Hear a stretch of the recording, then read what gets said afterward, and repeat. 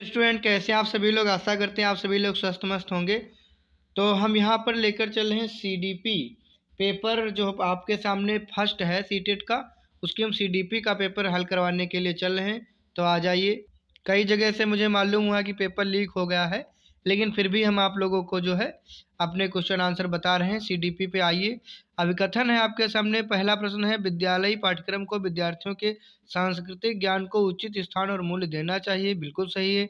विद्यार्थियों को उनके सांस्कृतिक पहचान को बनाए रखने के लिए समर्थन प्रदान करना सीखने की प्रक्रिया को सुगम बनाता है। बिल्कुल सही।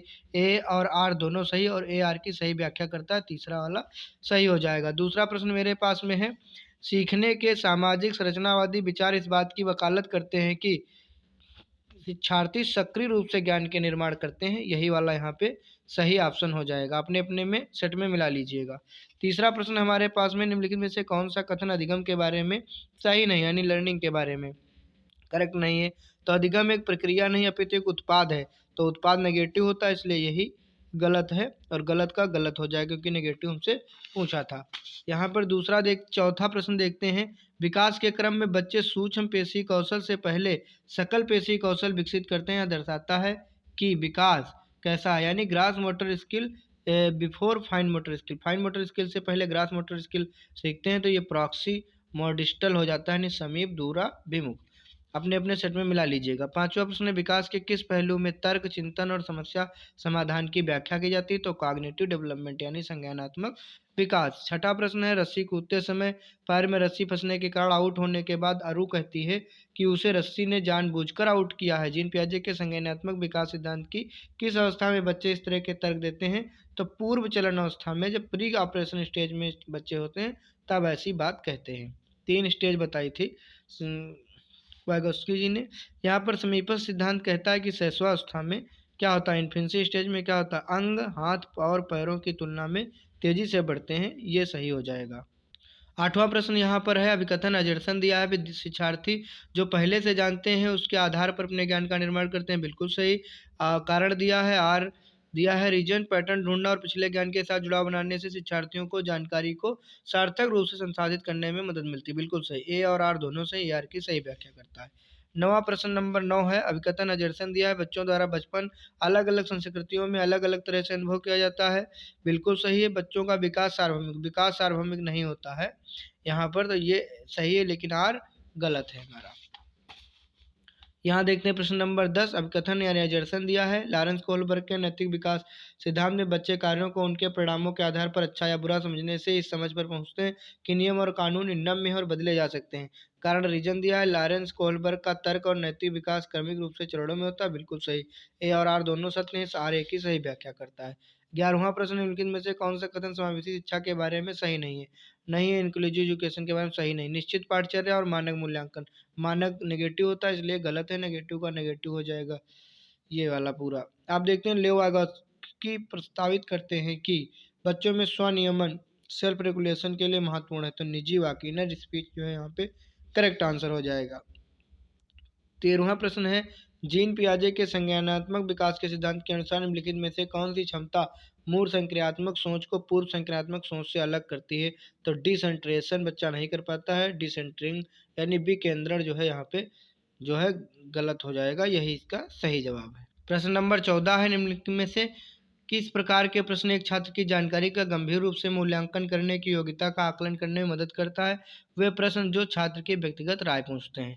यहाँ पे सही हो जाएगा। 15वां नंबर प्रश्न, निम्नलिखित में से कौन सा कथन संज्ञान और भावनाओं के बीच के संबंध को उपयुक्त रूप से परिभाषित करता है। चौथा यहाँ पे सही हो जाएगा, भावनाएं और संज्ञान आपस में एक दूसरे पर पारस्परिक रूप से निर्भर करते हैं। हमारे पास में 16 नंबर प्रश्न है, प्राथमिक कक्षाओं में भाषा का विकास किस प्रकार संसाधित होता है। तो तीसरा, जब शिक्षक अमूर्त अवधारणाओं को संदर्भित करने के लिए ठोस उदाहरणों का उपयोग करते हैं। 17 नंबर प्रश्न है, प्रेरण के आरोपण सिद्धांत के अनुसार निम्नलिखित में से किससे लगातार कोशिश और बेहतर प्रदर्शन की संभावना है। तो असफलता और सफलता दोनों के लिए आंतरिक आरोपण, ये सही हो जाएगा। आइए चलते हैं 18 नंबर प्रश्न पर। प्रश्न नंबर 18 हमारे पास में है, वंचित वर्गों से संबंधित विद्यार्थियों के समावेशन के लिए विविध परंपराओं के प्रति जागरूकता और संवेदनशीलता को बढ़ावा देना चाहिए।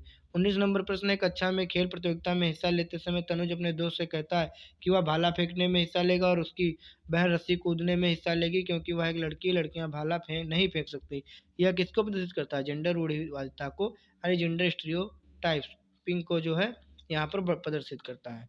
20 नंबर प्रश्न, निम्नलिखित में से पठन वैकल्प यानी डिस्लेक्सिया एक विशिष्ट विशेषता कौन सी होगी? ध्वन्यात्मक प्रसंस्करण में कठिनाई।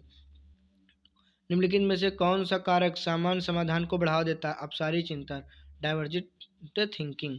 अगला प्रश्न है, अपसारी चिंतन कई उत्तरों को प्रोत्साहित करता है, जबकि अभिसारी चिंतन कन्वर्जेंट थिंकिंग क्या करता है? एक सही समाधान पर स्थिर होती है। 23 नंबर प्रश्न हमारे पास, निम्नलिखित में से किसे रचनात्मक मूल्यांकन नहीं माना जाता है? तो जो फॉर्मेटिव असेसमेंट एक मूल्यांकन कार्य जो मानदंड नेगेटिव है, नेगेटिव का नेगेटिव कि एक मानक पैमाने के अनुसार छात्रों की तुलना करने में सहायक होता है। 24 नंबर प्रश्न, निम्नलिखित में से उपयोगी प्रतिपुष्टि फीडबैक की एक विशेषता कौन सी है? यह सामयिक और विशिष्ट होती है। It is timely and specific. और 25 नंबर हमारे पास है, हार्वर्ड गार्डनर के बहुबुद्धि के सिद्धांत के अनुसार निम्नलिखित में से कौन सा सेट बुद्धि और उसके संबंधित विशेषताओं के सही मेल का प्रतिनिधित्व करता है? संगीत में प्रदर्शन या रचना करने के कौशल, यही सही है हमारा। आगे देखते हैं 26 नंबर, निम्नलिखित में से कौन आंतरिक प्रेरणा का सही वर्णन करता है? प्रेरणा जो कार्य के व्यक्तिगत आनंद से आती है।